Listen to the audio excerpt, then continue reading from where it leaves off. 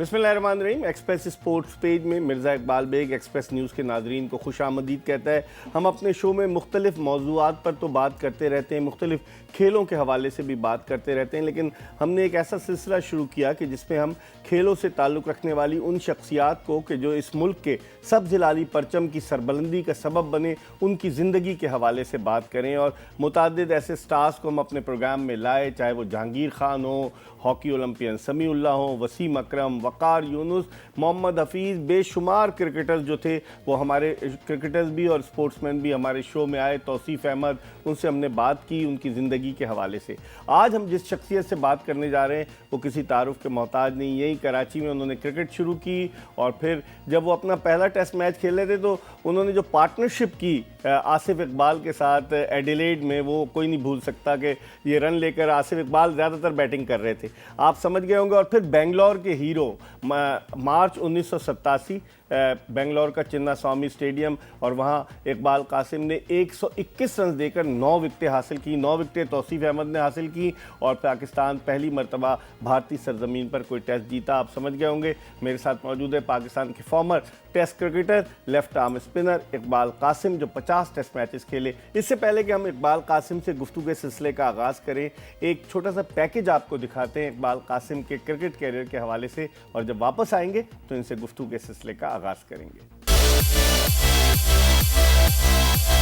Pakistani cricket team ने अपना पहला टेस्ट मैच अक्टूबर 1952 में भारत के खिलाफ खेला। इसके बाद से लेकर अब तक 240 क्रिकेटर्स टेस्ट क्रिकेट में पाकिस्तान की नुमाइंदगी कर चुके हैं। पाकिस्तान की नुमाइंदगी करने वाले क्रिकेटर्स में अगर स्पिन बॉलिंग के शोबे पर नजर डाली जाए तो कई ऐसे स्पिनर्स हैं जिन्होंने अपनी सलाहियतों के जरिए न सिर्फ पाकिस्तान को फतह से हमकिनार कराया बल्कि अपना नाम भी क्रिकेट की रिकॉर्ड बुक में दर्ज कराया। इन स्पिनर्स में लेजेंडरी अब्दुल कादिर मरहूम, तौसीफ अहमद, इंतखाब आलम, मुश्ताक अहमद, सकलैन मुश्ताक, सईद अजमल, दानिश कनेरिया वगैरह शामिल हैं, जबकि यासिर शाह अब भी क्रिकेट खेल रहे हैं। इनके अलावा पाकिस्तान के एक और ऐसे स्पिनर हैं जिन्होंने अपनी लेफ्ट आर्म स्पिन बॉलिंग के जरिए उस जमाने में 50 टेस्ट मैचेस में 171 विकेटें हासिल की और शायकीन क्रिकेट अब तक उन्हें नहीं भूल पाए हैं। इकबाल कासिम जो 1976 से लेकर 1988 तक 12 बरस पाकिस्तान की जानिब से टेस्ट क्रिकेट खेले, इकबाल कासिम पाकिस्तान के उन लेफ्ट आर्म स्पिनर्स में से एक हैं जिन्हें तवील अरसे तक मुल्क की नुमाइंदगी का एजाज हासिल हुआ। हालांकि उस जमाने में लेफ्ट आर्म स्पिनर्स पाकिस्तान के लिए इतनी उम्दा कारकर्दगी पेश नहीं कर पाए थे,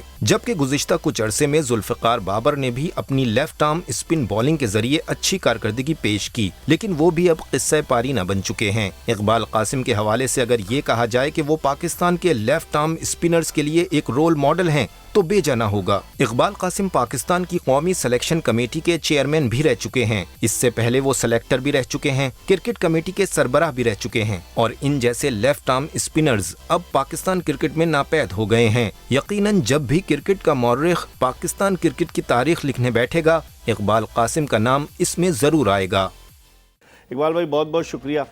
नाज़माबाद, उसके बारे में कहा जाता है कि क्रिकेट के हवाले से बड़ी ज़रख़ेज़ ज़मीन होती थी। मैं बेशुमार क्रिकेटर्स के नाम लूँगा जो नाज़माबाद से आए, तो कैसे आपने वही गली मोहल्ले में क्रिकेट शुरू की? इकबाल, नाज़माबाद जैसे ये डेवलप हो रहा था ना, तो उस वक्त मैदान थे सारे, और हर जगह पे आपको क्रिकेटर्स की हर एक की टीम होती थी, और कुछ बड़ी सीनियर टीमें होती थी जिसमें पाक क्रिकेट है, नाज़मा जिमखाना है, नेशनल स्पोर्ट्स थी। तो आपको शाम को 3 बजे के बाद सब जगह आपको नेट्स मिलते थे। अच्छा, बिल्कुल, आपको सीनियर क्रिकेटरों के भी नेट्स लगते थे, जूनियर टीमें थी, छोटे छोटे नेट्स लगे रहते थे। तो और एक ग्रुप ऐसा होता था जैसे हम लोगों का, जो कहीं क्लब में जगह नहीं मिलती थी तो गलियों में खेलते थे। तो गलियों से खेलते हुए मोहल्ले की टीम थी 11 स्टार, तो उस तरह से शालीमार ग्राउंड, जो पहले एक सिनेमा था, फिर हमदर्द दवाखाना के साथ ही उसका वो ग्राउंड था, बड़ा मशहूर क्लब था वो। तो वहाँ पर से मैंने ऐसी लोकल क्लब क्रिकेट शुरू की। वहीं से खेलते हुए जब मैंने मैट्रिक किया और फर्स्ट ईयर में गया तो मुझे ऑफ़र हुआ नाज़मा जिमखाना से। मुझे MM बेग मरहूम चलाते थे जी बिल्कुल। तो उन्होंने कहा कि आप आ जाइए, हम आपको खिलाएंगे। वहाँ 2 टीमें हुआ करती थी, एक आज़ाद जिमखाना होती थी, एक नाज़मा जिमखाना होती थी। तो आज़ाद जिमखाना जो थी नंबर 2 यानी बी टीम थी उनकी, तो उससे मुझे खिलाया उन्होंने 1-2 मैच। तो आप शुरू में बैटिंग किया करते थे ना? बैटिंग पहले करता था। हाँ। फिर ये हुआ कि एक दिन जब मुझे नाज़मा जिमखाना में उन्होंने 12th मैन बना दिया। अब मैं 12th में नहीं होता था, रोज़ सुबह जाता था स्कोरिंग करना और ये। तो एक दिन मुझे तंग आ गए। जी था, कप्तान ने मेरे कहा कि भाई वो ऐसा है कि हमारा विकेट कीपर आज नहीं आया, तो कीपिंग कर लोगे? तो कीपिंग कर लोगे? तो मैंने कहा अच्छा। तो मैंने कहा फ़ायदा क्या होगा? तो उन्होंने कहा देखो ऐसा है कि जब तुम कीपिंग करोगे तो हम तुम्हें जो सालाना प्राइज डिस्ट्रीब्यूशन होती है उसमें कब देंगे? उसमें कब देंगे। तो आपको पता है ये तो एक ड्रीम होता है इंसान का। तो मैंने किया, शुरू कर दी, तो उनको पसंद आई, वो कंटिन्यू मैंने किया। मतलब as a wicket keeper? As a wicket keeper. तो बैट्समैन के ऐसे विकेट कीपर के ऐसे तो मैं करता रहा। तो मैंने जिस दिन वो फंक्शन था उस दिन मैंने अपने सारे घर में एक ऐलान हुआ था कि भाई मुझे तो मिलने कब मिलेगा?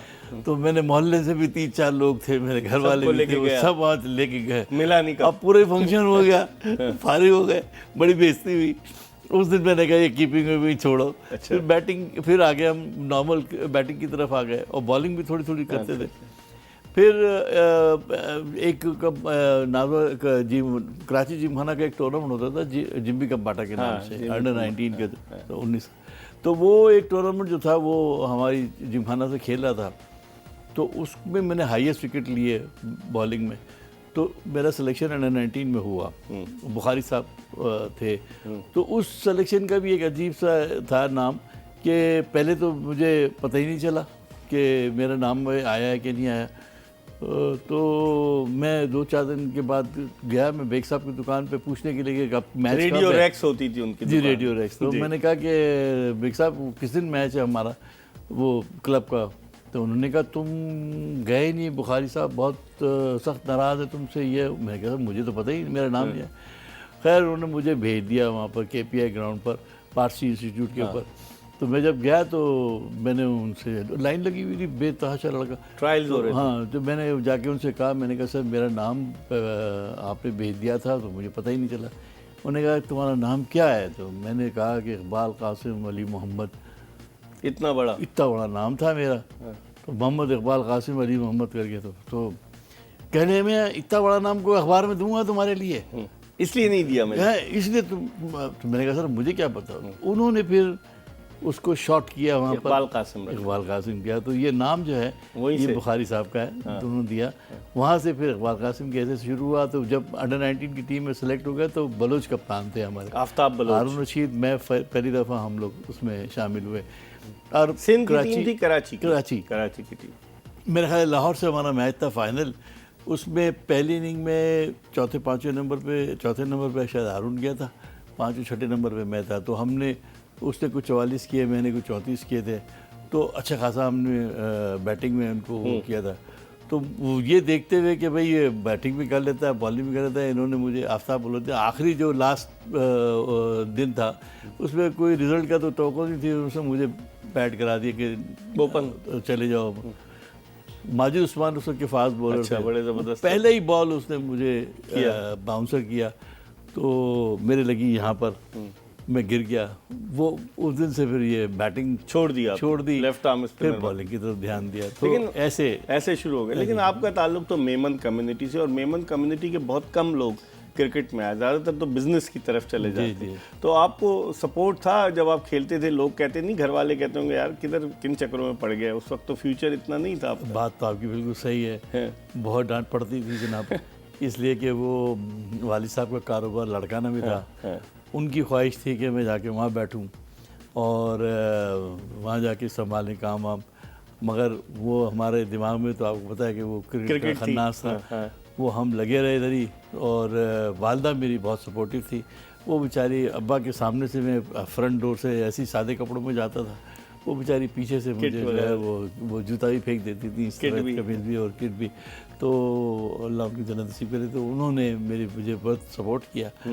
और मेरे भाई जो थे बड़े, वो भी क्रिकेट खेलते थे, लेकिन वो, क्या नाम था उनका? नाम था अबू बकर नाम था। अच्छा। एक का, और एक इंतकाल करके यूनुस साहब। अच्छा। वो थे। तो भाई जो अबू बकर हैं वो अभी साउथ अफ्रीका में हैं। तो उन्होंने हमेशा इनकरेज सपोर्ट किया। जी बिल्कुल। अच्छा, लेकिन जब आप पहली मरतबा आप 76 के टूर के लिए, जिस वक्त आप खेलते थे इकबाल कासिम साहब, उस वक्त कॉम्पिटिशन बहुत था। लेफ्ट आर्म स्पिनर्स बहुत थे। एक खुर्शीद अख्तर मरूम होते थे, फिर नईम अहमद होते थे जिनके वालिद डॉन के स्पोर्ट्स एडिटर थे, मुबश्शिर सज्जाद होते थे, अब्दुल रकीब होते थे। तो कंपटीशन बहुत, नदीम एक होते थे, अच्छा नदीम अंसारी के नाम से एक, अच्छा। लेफ्ट तो उस वक्त उस कंपटीशन में से अपने आप को एक्सेल कराना ये कैसे लगा? बड़ा इंटरेस्टिंग है, किस्सा सुना तो बड़ा मज़ा आया। वो ये था कि अंडर 25 की टीम जानी थी श्रीलंका, तो नईम भाई और सब हम लोग जो थे वो ट्रायलों पे थे। तो लियाकत अली जो फास्ट बॉलर थे और नसीम मलिक एक वो थे फास्ट बॉलर, वो और भी ज़हीर विकेटकीपर जो हबीब अहमद थे। जी। तो हमारा 3 का जो था ट्रायो जो था, तो हम में से मुबश्शिर सज्जाद भी था चौथा, मगर हम लोग लगे हुए थे अपने हिसाब से कि यार देखो। तो शाम को ट्रायल के बाद हम बाहर वो एक ढाबा था, वहाँ बैठ के चाय पीते थे। उसमें ये बात तय होती थी कि भाई हम में से कौन जाएगा। तो वो ज़हीर कहता था यार ये लियाकत तुमने 65 आउट किए, तुम तो जाओगे। वो कहे इकबाल तुम्हारे यार तो लेफ्ट आर्म तुमने तो इतने आउट किए। हम कहे ज़हीर तुम्हारा विकेट कीपर और बैट्समैन और तुम्हारा तो बहुत चांस है। तो भाई डिसाइड ये हुआ कि कौन हम में से जाएगा। तो चलो फर्स्ट के लोग कोई भी सिलेक्ट हो गया। वो क्या तो वो कोकोनट, श्रीलंका जाना है तो उस ज़माने में कोकोनट का ऑयल और वो लेकर आए, ये सब चीज़ें ला। वो पता चला हम तीनों बार हो गए। सेलेक्ट कौन हुआ? अच्छा, सेलेक्ट में नईम भाई हुए ना। तो और मुबश्शिर सज्जाद भी बाहर हो गया बेचारा टीम से। तो हालांकि he was a good bowler, इसमें कोई शक नहीं। तो ये बड़ी इंटरेस्टिंग चीज़ होती कि तीनों बैठे हुए शाम को तीनों कॉन्फिडेंट थे कि हम में से कोई एक तो जाएगा ही। कोई तो जाएगा। और पता चला और बेस्ट परफॉर्मर थे। ये नहीं आउटस्टैंडिंग परफॉर्मर थे। ये बात ऐसे नहीं थे कि जो हमारे हाईएस्ट विकेट थे और तो ये फिर कौन चला गया? तो बस वो नईम भाई चले गए थे। अच्छा, तो वनडे भी खेले पाकिस्तान से। हाँ जी जी, ठीक है। हमारी गुफ्तगू का सिलसिला बड़ी दिलचस्प गुफ्तगू इकबाल कासिम से जारी है। एक छोटा सा ब्रेक ले रहे हैं। ब्रेक के बाद जब वापस आएंगे तो पूछेंगे 76 का पाकिस्तानी टीम का वो टूर कि जिसमें इमरान खान एक ऑलराउंडर की हैसियत से मंजर आम पर आए। इमरान खान ने 1971 में अपना टेस्ट कैरियर शुरू किया, लेकिन 5 साल का तवील अरसा, उस वक्त लोग उनको कहते थे सिफारिशी खिलाड़ी है। जब उन्होंने गेंद की तो जो अंपायर डिकी बर्ड थे उन्होंने कहा right arm over the wicket anywhere, और वसीम बारी जो थे वो अपने दाएं और बाएं डाइव करके गेंद को रोकते थे। बात करेंगे एक छोटे से ब्रेक के बाद इकबाल कासिम से। वो टूर इमरान खान के क्रिकेटिंग कैरियर का टर्निंग पॉइंट साबित हुआ और इकबाल कासिम ने उस टूर में अपने टेस्ट कैरियर का आगाज़ किया। एक छोटे से ब्रेक के बाद इकबाल कासिम के साथ दोबारा आपको ज्वाइन करेंगे।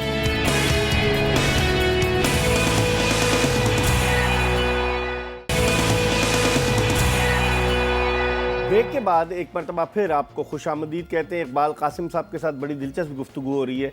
1976-77 पाकिस्तानी क्रिकेट टीम का ऑस्ट्रेलिया का दौरा। मुश्ताक मोहम्मद कप्तान थे आप? जी। मुश्ताक मोहम्मद, तो आप पहली मरतबा मुंतखब हुए। तवक्को थी इकबाल कासिम साहब, क्योंकि मैं पहले बता रहा हूँ खुर्शीद अख्तर मरूम बहुत आउट करते थे, नईम अहमद बहुत आउट करते थे, और जिस तरह मुबश्शिर सज्जाद दीगर के नाम बता रहे हैं, अब्दुल रकीब इतने आउट करते थे और आप सेलेक्ट हो गए। तवक्को देखिए एक बात बताऊँ, उस सीज़न में 75-76 में मैं और Liaquat Ali highest wicket taker थे सीज़न के। अच्छा। हम दोनों ने, और जो क्रिकेटर रिसाला था उसने best 5 cricketers of the season निकालते थे हर साल। अच्छा। वो हम बॉलिंग में लियाकत और मैं जॉइंट हम लोग थे टॉप के ऊपर। तो इसलिए ट्रायलों पे तो जाना वो बनता था। वो ट्रायलों पे भी गए। फिर उसके बाद बड़ी इंटरेस्टिंग बात यह है कि पहले अच्छा मेरे जो उसमें जो थे लैकिंग में मैं कह सकता हूँ माजी खान, इमरान खान, दोनों ये जो थे, क्योंकि नेशनल बैंक से और पीआई से जब मैच होता था तो अल्लाह के फजल से उनसे अच्छा परफॉर्मेंस रहता था उनके खिलाफ। तो वो गायबाना जानते थे और उनका सपोर्ट था डेफिनेटली पसे पर्दा। तो उन्होंने जब ये टीम बनी तो पहली टीम अनाउंस हुई तो मैं बड़ा खुश था। आपका नाम कि भाई टीम में आ गया नाम। घर जाके मिठाइयाँ उठाई तो रात को खबरें सुनी तो पता कि वो सिलेक्शन कमेटी अबॉलिश हो गई। उन भुट्टो साहब का ज़माना था, कारदार साहब थे, तो अब्दुल हफीज़ साहब जो थे हमारे, वो उनको बनाया गया कि भाई कारदार साहब ने हफीज़ साहब को, हफीज़ पीरज़ादा साहब मिनिस्टर थे, वो एजुकेशन के और स्पोर्ट भी देखते थे। उन्होंने सिलेक्शन कमेटी तोड़ दी और नई सिलेक्शन कमेटी, क्योंकि उस पर एतराज़ हो गया था। एक वो सर्विस वाले थे, उनका लड़का हामिद, क्या नाम, आमिर हमीद, तो मोहम्मद हुसैन चौधरी, उस पर कोई एतराज़ हो गया था। तो वो फिर टीम दोबारा से सेलेक्ट हुई वो उसको उन्होंने तो माइनस फिर कर दिया। अब आप उसमें फिर पहली select हो टीम गए। में आप आ गए थे, लेकिन दूसरी फिर जब फिर दोबारा ट्रायल हुए। दोबारा ट्रायल हुए फिर तो दूसरे तवक्को दिन थी हुए। आपको उस वक्त यार ये क्या हो गया? फिर पहले- जरा डाउट हो गया था कि यार पता नहीं क्या होगा। हाँ, और तो मुकाबला फिर- किससे था आपका कंपटीशन? उस वक्त तो सारे ये थे, नईम था, मुबशिर था और भी बहुत और सारे। खुर्शीद अख्तर भी मरूम थे। अख्तर मरूम भी थे, नदीम अब्दुल अंसारी रकीब। साहब भी थे, रकीब भाई भी थे, हाँ। तो सारे थे। लेकिन तो select बस आप- वो ये कहते हैं ना कि मुझसे अच्छे बॉलर थे। मतलब मैं ये नहीं कहूँगा, मैं हमेशा ये कहता हूँ कि आई वॉज लकी वन। अल्लाह ताला का अल्लाह शुक्र के है। बस। हाँ। फिर आप गए 76 में, आपने डेब्यू किया एडिलेड में, जी। और आखिरी विकेट थी जो आसिफ इकबाल के साथ आपने पार्टनरशिप की।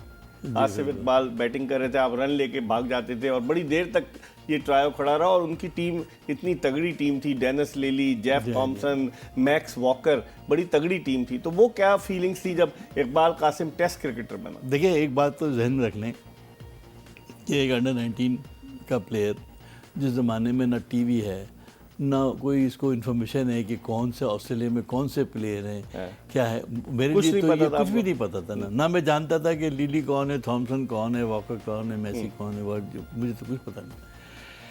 तो मैं तो ऐसे ही टीम पे था। तो मेरे रूममेट थे, एडलेट की बात है ये, सलीम था। उस ज़माने में ये था कि एक सीनियर एक जूनियर को रहते रखते थे, हाँ, सही। और वो इतना अच्छा था इकबाल भाई कि आप यकीन करें उससे सारे मैनर्स सीखने को बहुत मिलता था। सही।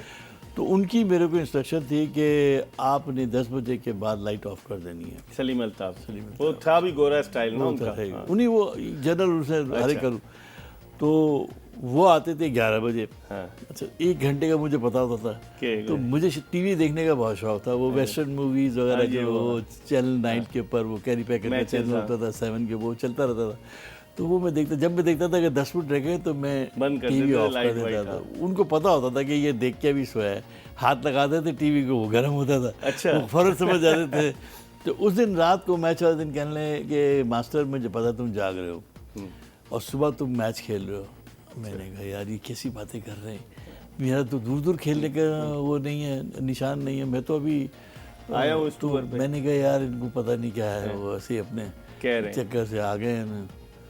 अब वो तो कह के सो गए, खराटे नींद मार ना के। आए। अब मैं तो सही रात जागते रह गए, अगर सुबह हो गया तो क्या होगा। हाँ, फिर? अगर फर्स्ट के ये बात सच निकली तो उसी सशोबन में कि खेल रहे नहीं खेल रहे, फिर सुबह खेलने का मौका मिला। किसने बताया? मुश्ताक मोहम्मद ने? जी मुश्ताक। तो जब बारी आई, पहली इनिंग में तो इतना कोई ज़्यादा इम्प्रेसिव नहीं था, मगर दूसरी इनिंग में जब बारी आई तो मिडॉन के ऊपर इमरान खान खड़े हुए थे। उन्होंने मुझे बॉलिंग देते हुए एक एडवाइस की कि तुम ये समझो PIA नेशनल बैंक का मैच हो रहा है, तुम ये मत समझो कि ये टेस्ट मैच में आए हुए हो, तुम ये कुछ भी नहीं है, तुम ये समझो कि सामने PIA की टीम खेल रही है और बस कैसे गेंद करो। और हौसला आपको बढ़ा जावेद, आपका। बिल्कुल हौसला भी बढ़ा। और जावेद मियादाद आपको पता है उस ज़माने में राइट आर्म लेग स्पिन गेंद करते थे। तो एक एंड से उन्होंने गेंद शुरू की, एक एंड से मुझसे इन्होंने गेंद कराई, और उसमें जो अल्लाह ने कामयाबी दी। हम दोनों ने उनको जो एक जीता हुआ मैच था उनको ब्लॉक किया, सही। और एक स्टेज पे ऐसा आ गया कि वो खुद ड्रॉ पे चले गए और हम वो मैच बचा के निकल आए। तो ये बड़ा इंटरेस्टिंग बात थी। उसमें पहली इनिंग में जो इकबाल साहब के, आसिफ इकबाल के साथ जो मेरी शराकत थी, Partnership हुई। उसमें जब मेरी बारी आई तो I was the last one. ठीक है, 11वें नंबर पे। वो खेल रहे थे 52 पे उस वक्त मेरे अपने हिसाब से। तो मुझे देख के 4 बॉलें थी, तो मैंने 2 बॉलें निकल गई, 2 बॉलों को मैंने रोक लिया। तो वो तो ब्रेन, आपको पता है क्रिकेट क्या ब्रेन है उनका। वो आए, वो तो इंडिया में भी फर्स्ट क्लास क्रिकेट बीच में आ गए और आते ही मुझे कहने लगे इकबाल तुम तो बहुत अच्छी तुमको तो आउट ही नहीं कर सकता ये। और देखो, तुम सिर्फ एक बात ख्याल रखो, बॉडी के अंदर बॉल आती है वो खेलनी है, बस बाहर को नहीं छेड़ना। बाहर को नहीं छेड़ना है। वो बाकी साइकोलॉजिकली तुम मेरी तरफ देखते रहो, चौथी 5वीं बॉल पे मैं सिंगल लूंगा, वो तुमने लेना है। एक बॉल खेल लेनी। तो मेरा जॉब तो इतना आसान हो गया। एक तो मुझे उस विकेट के ऊपर घबराहट कोई नहीं हुई, क्योंकि इकबाल साहब ने तारीफ कर दी। अब तो बिल्कुल ख़त्म हो गया मामला, टेंशन नहीं है। उसके बाद उन्होंने जो बैटिंग की है बड़ी जबरदस्त बैटिंग Remarkable क्लास। बैटिंग। अच्छा, उस दौरे में डेनिस लिली ने गेंद भी तो माजिद खान की फ्लॉपी हेड को उड़ा दिया था, फिर माजिद खान ने वो फ्लॉपी हेड उन्हें तोहफे में दे दी। जी हाँ, वो मेरे ख्याल से सिडनी टेस्ट मैच में था। जी, माजिद तो खान। वो उनकी तो बड़ी अच्छी दोस्ती और भी बगैर थी। हेलमेट के माजिद खान खेलते उस थे, जमाने में हेलमेट नहीं हेलमेट था भी ना। सादिक मोहम्मद नहीं थे, था। लेकिन हेलमेट 78 में आया। जी हाँ, 78 के टूर पे डेनिस इंग्लैंड के एविस टूर पे ने आया। सादिक भाई ने पहली लेकिन दफा वो पहना था। इंग्लैंड के टूर पे इकबाल भाई 78 में जहानी बॉब विलिस की एक बाउंसर भी तो आपके मुंह पे लगी थी। जी हाँ, वो भी है। वो सादिक भाई मेरे साथ थे। अच्छा। नाइट वॉचमैन की हैसियत से मेरी बारी आ गई तो मैं चला गया। शाम तो निकल गई, आ गए वापस। दूसरे दिन सुबह फिर विकेट के ऊपर। अब सादिक भाई आपको ना प्रोफेशनल क्रिकेटर है, तो वो क्या करते थे, वो अपना 2-3 खेल के और जो भी फॉरवर्ड होता रन लेके आ जाते थे। बच्चा। अच्छा, मैं इनको बार बार कह रहा हूँ, सादिक भाई आप मेरे को फंसा देते हो यार। कह ले यार तू खेल सकता है। तेरा जॉब ही यही है, बस बस तू ये night करता रहे और जब चला जाएगा चला जाएगा। तो वो बॉब विलिस वो की बस वो चेंज होने वाला था, वाटर की ट्रॉली नजर आ गई थी, तो वो इसने वो द विकेट गेन किया। वो एक मैं देख भी रहा हूँ बॉल को कि बॉल पड़ा, लेकिन वो बॉल जो था वो नॉर्मल हाइट से थोड़ा सा ऊपर किक कर गया। वो मैंने बिल्कुल अपने लिहाज से ठीक रहा था, वो हैंडल के पास से गेंद निकला और वो लगी है तो गिरी। अच्छा इकबाल भाई, आपने इतने बड़े बड़े प्लेयर्स के साथ, आसिफ इकबाल, इमरान खान, जावेद मियांदाद, जितने भी टॉप के जो क्रिकेट, सादिक मोहम्मद, जहीर अब्बास, सबके साथ आपने क्रिकेट खेली। जी। आज की क्रिकेट में अगर हम उस दौर के क्रिकेटर्स का मवाजना करें, फर्क नजर आता है कि वो एनकरेज? डेफिनेटली। देखिए, हर दौर के क्रिकेटर का अपना एक स्टाइल है। टिल मोहम्मद यूसुफ, लास्ट में जो ब्रेक मारूंगा, मोहम्मद यूसुफ जो है वो उस एरा के क्लासिकल क्रिकेटर में इंजमाम, सलीम मलिक, ये सब उसी में शामिल उसके उसके बाद से जो क्रिकेट है ना, वो फिर T20 का स्टाइल हो गया। फिर बहुत ज़्यादा अब पेशेंस भी खिलाड़ियों में कम रहा है। अब वो कोशिश करते हैं जल्दी से हिट मार दें। तो और वो जो क्लासिकल गेम होता था, अगर आपको जहीर अब्बास की ड्राइव बैटिंग करते थे, कमाल किया, तो देखने को बहुत देखने का है ना। और आपको सलीम मलिक की, आप इंडिया की जो 87 में कैलकाटा की इनिंग्स, क्या जबरदस्त है। इंजमाम के श्रीलंका बांग्लादेश के खिलाफ जो मैच बचाया 2003 वो बैटिंग, ऐसी बैटिंग है आपको देखने को बहुत यूसुफ इंग्लैंड में हमेशा रन करता डबल है। सेंचुरी की इसने लॉर्ड। तो ऐसे प्लेयर जो थे ना वो बहुत कम है। ठीक है, इकबाल कासिम से गुफ्तगू का सिलसिला जारी, एक ब्रेक की तरफ बढ़ रहे हैं। जब ब्रेक के बाद वापस आएंगे तो इकबाल कासिम को बेंगलोर का हीरो कहा जाता है, और जिस दिन पाकिस्तान टेस्ट मैच जीता उस दिन दिवाली का त्यौहार मनाया जा रहा था, और इकबाल कासिम और तौसीफ अहमद ने बेंगलोर में तमाशाइयों को चुप करा दिया था। एक ब्रेक के बाद जब वापस आएंगे तो इनसे पूछेंगे कि उस टेस्ट मैच की यादों के हवाले से। एक छोटे से ब्रेक के बाद दोबारा आपको ज्वाइन करेंगे।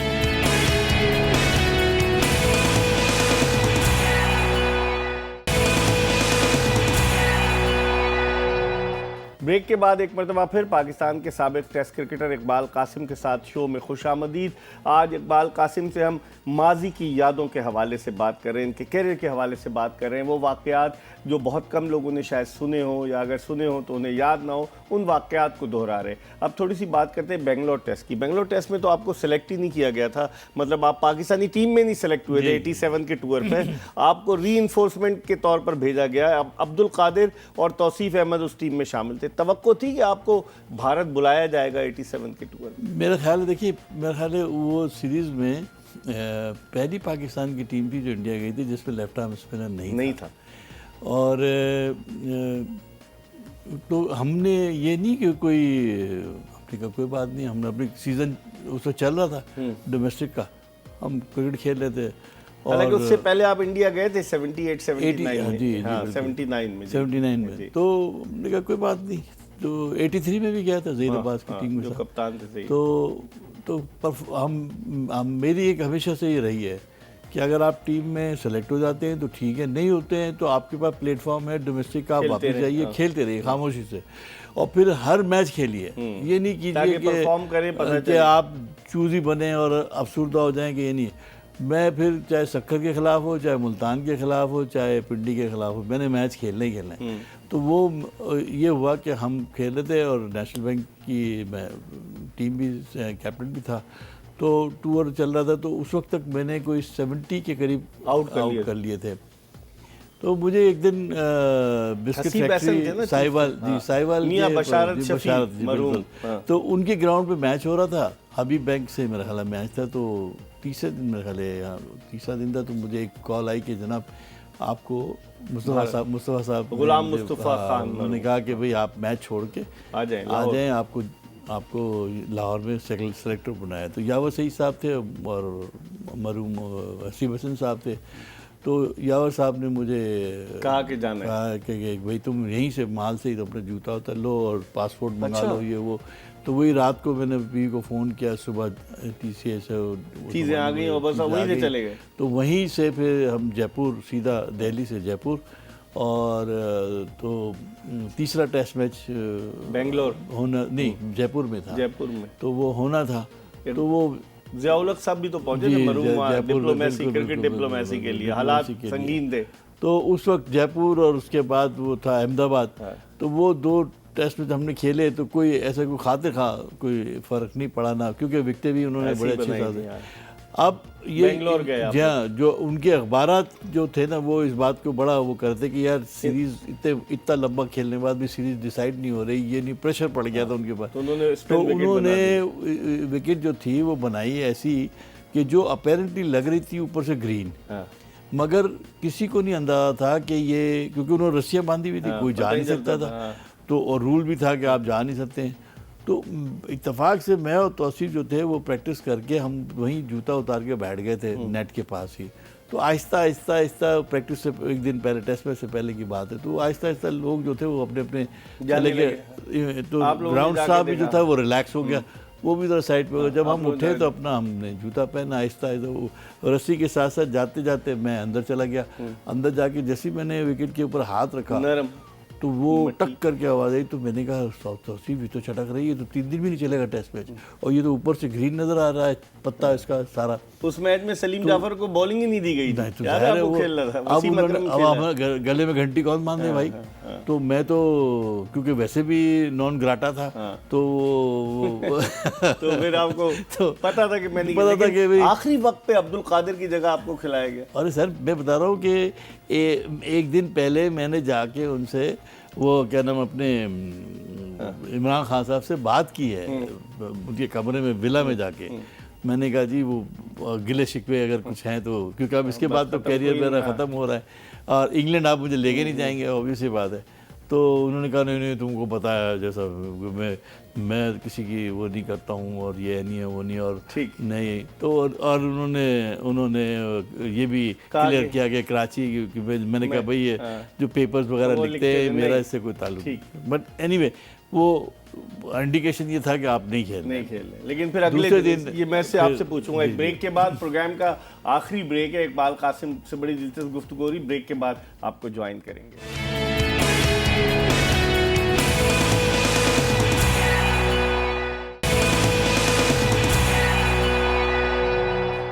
Welcome back after the break. Iqbal Qasim हमारे साथ मौजूद है। तो इकबाल भाई वो टेस्ट मैच बेंगलोर का, जी तो जबकि लास्ट जो था प्रैक्टिस के लिए, तो मैं तो सिर्फ ऐसे ही एक किट में गया हुआ था और टेनिस वो शूज थे, और तो मैंने देखा कि इमरान खान और वो आ रहे हैं, वो कैप्टन थे वगैरह। तो जावेद और मुदस्सिर विकेट पर बैठे हुए पता नहीं कोई बातें कर रहे थे। तो यावर सही साहब खड़े हुए थे, तो मैंने कहा यावर साहब मैं अब आ सकता हूँ आपसे बात करने के लिए, टूर तो ख़त्म हो गया। उन्होंने कहा अभी नहीं, अभी टीम बन नहीं है, अभी रुक जाए, साइड पे हूँ आप। मैंने कहा अच्छा। मैं साइड पे खड़ा हो गया। इतने में आहिस्ता आहिस्ता सब जाने लगे और ये टॉस भी कर लिया उन्होंने। वापसी में जाते हुए खान साहब की और मेरी रस्सी के ऊपर मुलाकात हुई। तो कल ने कहा तुम खेल रहे हो। अच्छा। और मैंने कहा ये क्या हो गया। अच्छा, कल तो मेरी बात हुई है इनसे और ये तुम खेल तो फिर अचानक और अब्दुल कादिर नहीं खेले। अब्दुल कादिर नहीं खेले वो। तो बहरहाल वो एक उसमें आपने कॉटेंट बोल्ड किए थे, एक रवि शास्त्री का था एक बार मुझे याद है, और एक अजहरुद्दीन का, देखिए मुझे याद है, और 9 विकेटें आपकी और तौसीफ की। बड़ा दबाव था ना, बहुत दबाव था, और बार बार ये था कि मैं रीइंफोर्स था, तो मुझे खान साहब को समझाना पड़ता था कि भाई आप तसल्ली रखें, इंशाल्लाह आउट करेंगे, क्योंकि पहले जज्बाती हो रहे थे खान साहब। पहले इनिंग में तौसीफ आउट कर रहा था, दूसरे मतलब लेटर पार्ट में मैंने आउट किया, कोई शुरू के तौसीफ ने शुरू आउट किया। तो मुझे ये फिक्र लग गई थी कि ये खान साहब कहेंगे यार ये बड़ा इसको बुलाया, ये तो कुछ भी नहीं कर रहा, 2 टेस्ट मैच वैसे ही हो रखे थे। तो मुझे बार बार बॉलिंग के बाद अश्योरेंस देनी पड़ती थी कि यार खान साहब, फिर आपने टेस्ट मैच वो जितवा दिया। माहौल क्या था जब बिल्कुल सन्नाटा था ग्राउंड? वो टेस्ट मैच जो है ना, वो तो आपको पूरा एक चैप्टर चाहिए समझाने के लिए। लेकिन सन्नाटा वो तो सिर्फ आप लोगों की आवाजें आ रही थी, हमारी आवाजें आती थी। वो वहाँ पर न्यूट्रल एम्पायर नहीं थे उस जमाने में, हो रही थी, बहुत थे। और फिर रिजवानुल ने कैच किया था जो दिया, आउट ही नहीं दिया उन्होंने। रिजवानुल कैच आप देख लीजिए। और लेकिन वो जो जज्बा था पाकिस्तानियत का, वो खत्म था उसमें। सही सही, वो मैंने नहीं। अच्छा इकबाल भाई, आपका ट्रायो आखिरी में बस 2-3 मिनट है, आपका ट्रायो बड़ा मशहूर हुआ। इकबाल कासिम, तौसीफ अहमद, अब्दुल कादिर, 236 विकेटें अब्दुल कादिर की, 171 विकेटें आपकी टेस्ट मैचेस की बात करें, और 93 तौसीफ की, 500 विकेटें आप तीनों की। कैसा लगता था? 3 स्पिनर्स खेल रहे थे जो पाकिस्तान की जानिब से, और स्पिनर्स पे हम रिलाय करते थे। और आप यकीन करें, कभी कभी तो हम तीनों साथ भी खेले, कभी कभी हम 2 खेलते थे, कभी वो 2 खेलते थे, कभी मैं और कादिर खेलते थे।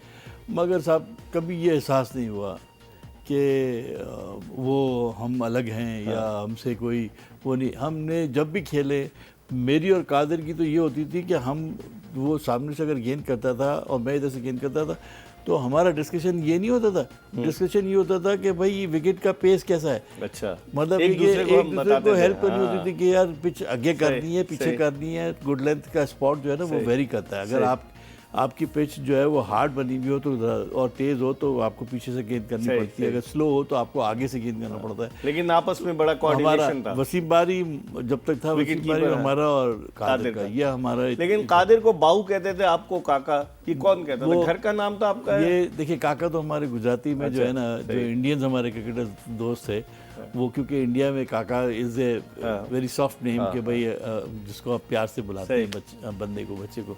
तो कादिर को बाऊ, कादिर को बाऊ, वो पंजाब के लिहाज से अपने। अच्छा, मगर he was a great bowler, I tell you, मैंने ऐसा बॉलर नहीं देखा जिंदगी में। सही। अच्छा इकबाल भाई, 1 मिनट है।